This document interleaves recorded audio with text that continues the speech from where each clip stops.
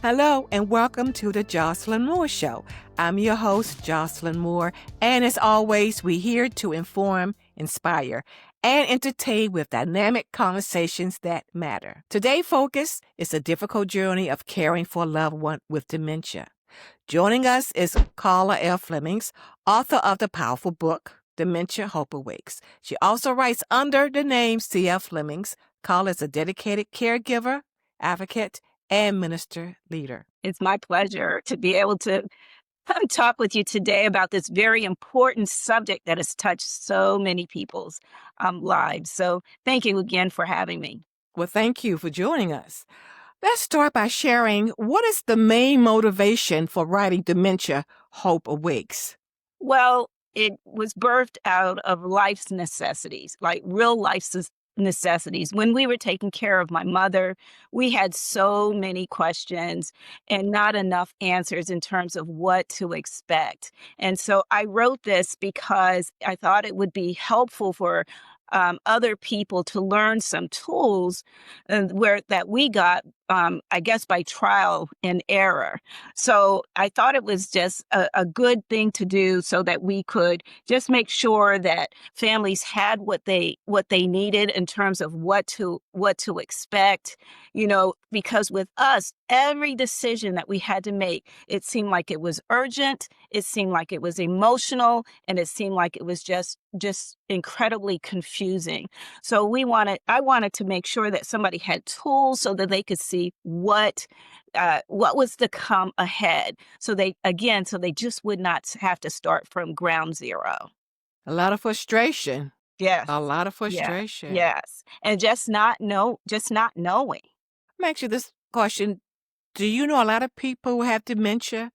I mean, before your mother had dementia. No, not really. Well, my grandmother had Alzheimer's, but she lived in California, and so no, I didn't really know a lot of people that have dementia. But since my mother's had dementia, it seems like every week I hear about people having dementia. What surprised you most once people start reading your book? Well, I think what surprised me most initially was that people thought it was just a memoir for the journey that I walked through with my mother. But then after they got the book and they started reading through the book, they saw that it was actually a tool, a guide that would help them walk through all the decisions that they're going to have to make with caring for their loved ones. In fact, it was funny because the person that helped us the most was the crisis response team here in the county. And so what I decided, once I finished my book, I decided to gift that to one of the ladies that actually really helped us. And when I did, I mailed it to her and she responded back after a little bit. And she was saying how incredible that the book was in terms of providing so much information, kind of A to Z, how you're having to walk out this journey and the decisions that you have to make. So much so that she sent the book to the deputy and clinical director of mental health and hygiene here in the county, and they end up buying 25 copies for their department and also for their board of directors. So that kind of verified and validated that this just wasn't a personal memoir about my mother, but this was an actual tool that could be used by people that are going to be walking through that journey, just like I had to do with my mother. I'll ask you this.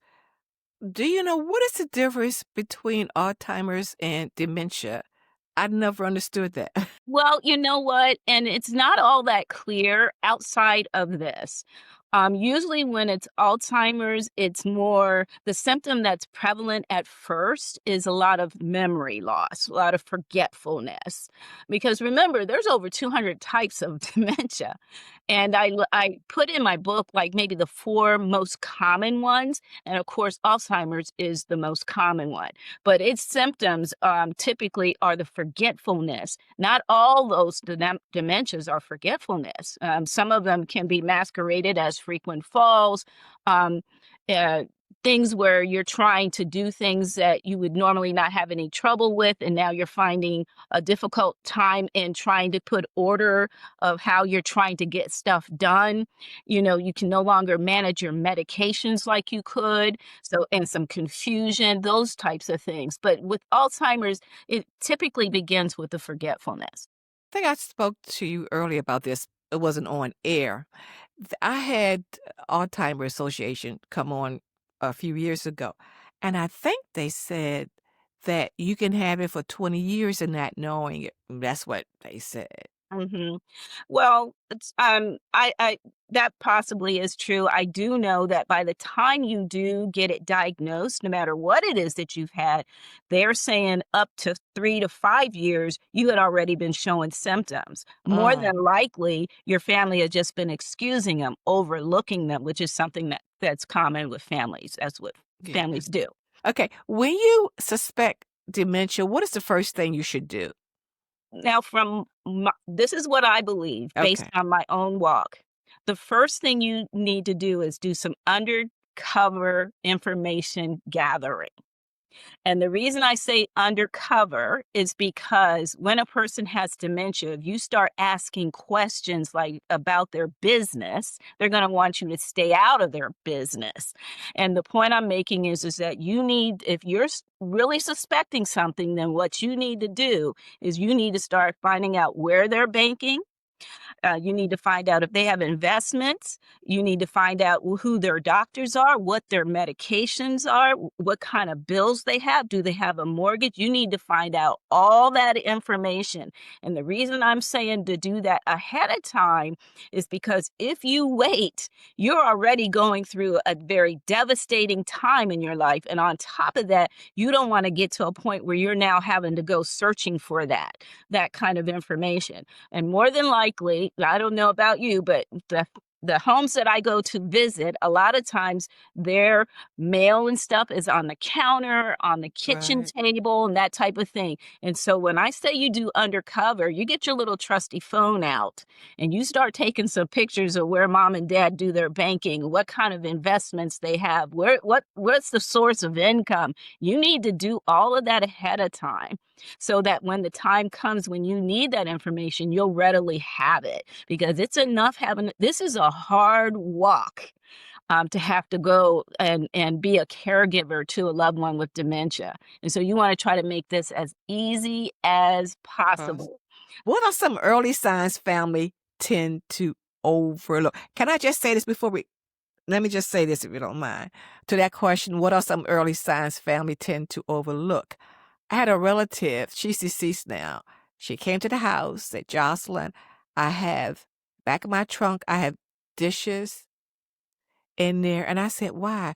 Because someone might try to take them. And I couldn't understand. I didn't really put two together, really. I didn't think that far. Maybe something was wrong because she never really showed signs before. Someone might take my stuff. I have my dishes in the trunk. I have some other stuff in the trunk, right? Hmm. But we really didn't understand until one day she fell in the house. She was living by herself. She fell Hmm. down in the house. And a relative had to climb into the window to open up the door. And then after that, then everything started to fall into place. What I mean fall into place is, okay, the signs were coming out more and more about dementia. It was coming out more and more. Didn't realize it before, really, then just, it was there all along, but we didn't really realize it. Those are certainly some of the signs. Somebody's taking my stuff. Yeah. And, they're doing weird behaviors and all. So I would say that the answer to the question that you asked about some of the things that are overlooked are how frequently the Mm, forgetfulness is. right. And like I said, when you're so close to a person, you don't Mm-hmm. realize what you do. You kind of adapt to that.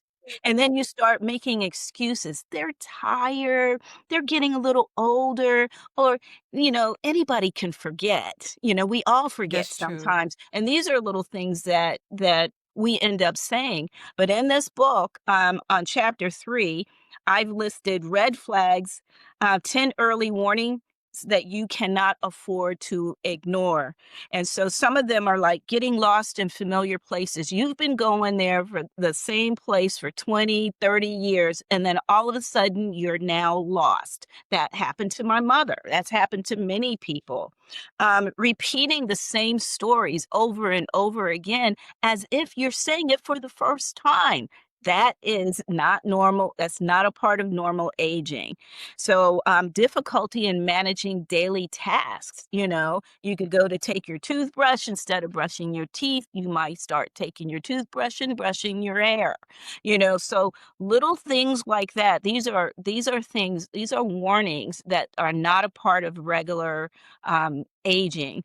Another one would be the moods or behavior changes. For someone that's very timid and shy, all of a sudden, they're extroverts now and they're telling you what they're saying and they may be even using profanity.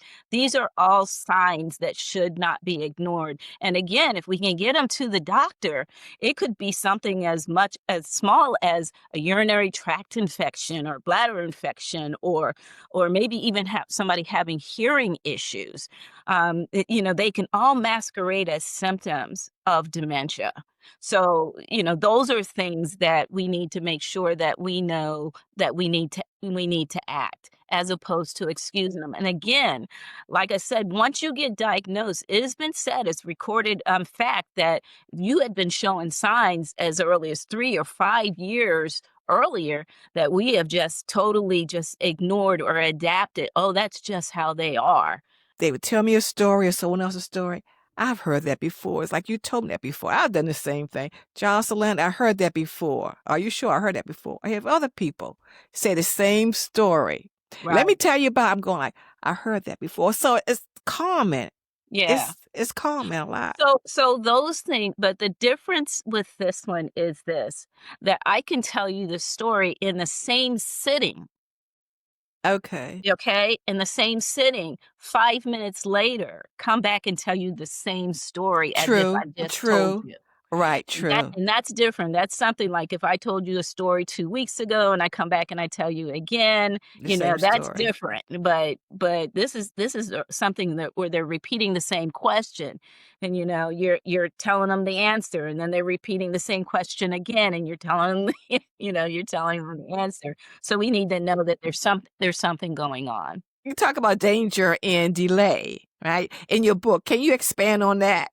Yeah, I say that based on the fact that we always think that we have time to gather the information later, that we have time to contact the doctor, that we have time to send consider facility care. We act like we got all that time, and what we need to know is that we are dealing with a short window of opportunity in terms of that information that you're gathering. You're making an assumption that when you're getting ready to go look for it, the mortgage papers is going to show up, and the bills are going to show up, and the doctor's names are going to show up, and you're making an assumption that it's going to Mm-hmm. happen like that.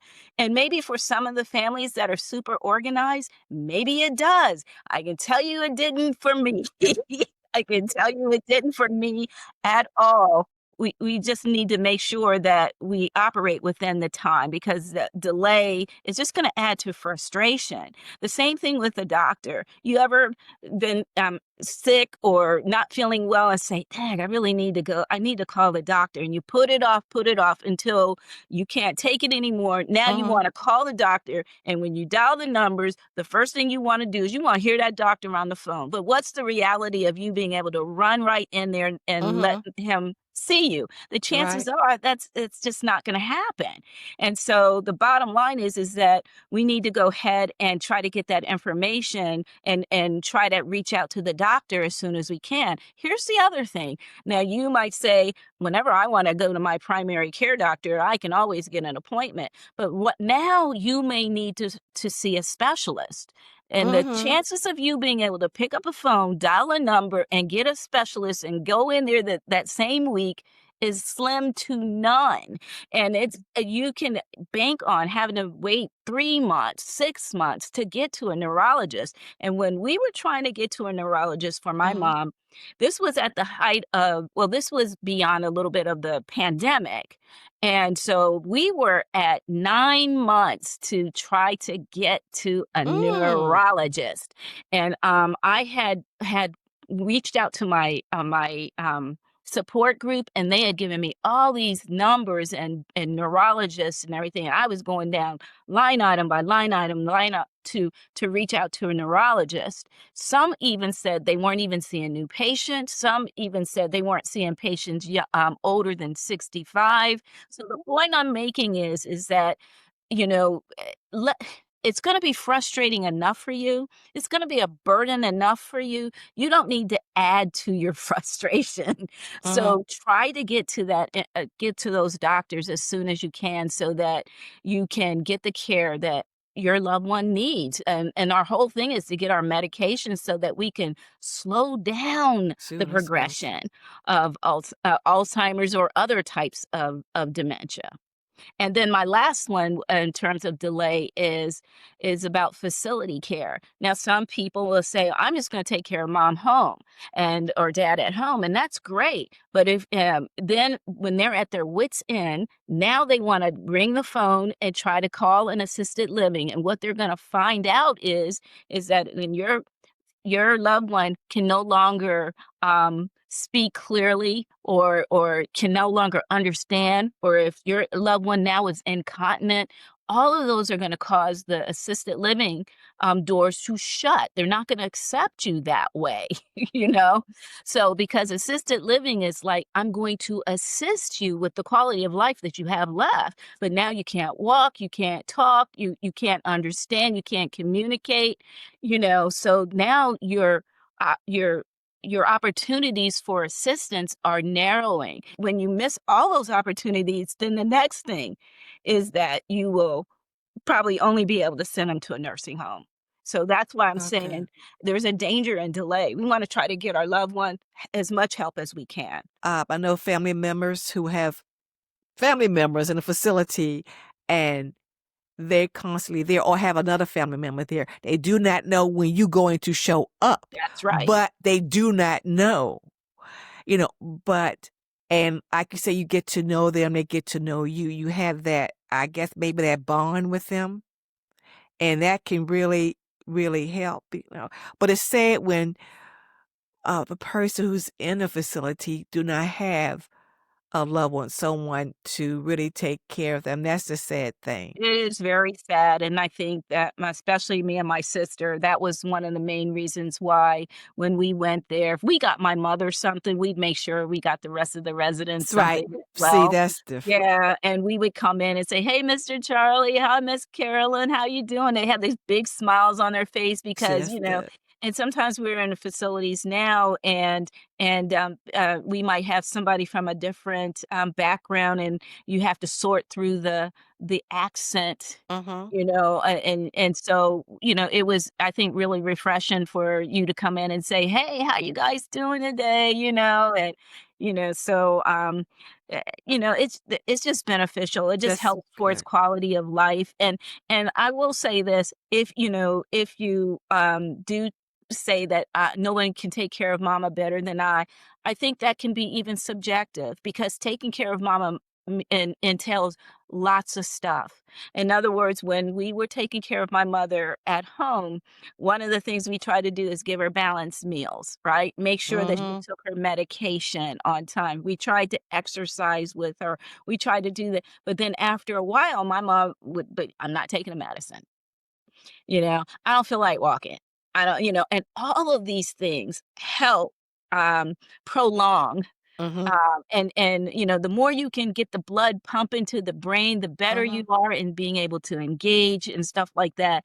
So it became difficult, and there were safety issues, and that was another reason why we end up placing my mother in a Okay. facility, and because we had to work Of and she course. did Okay. 24-hour care.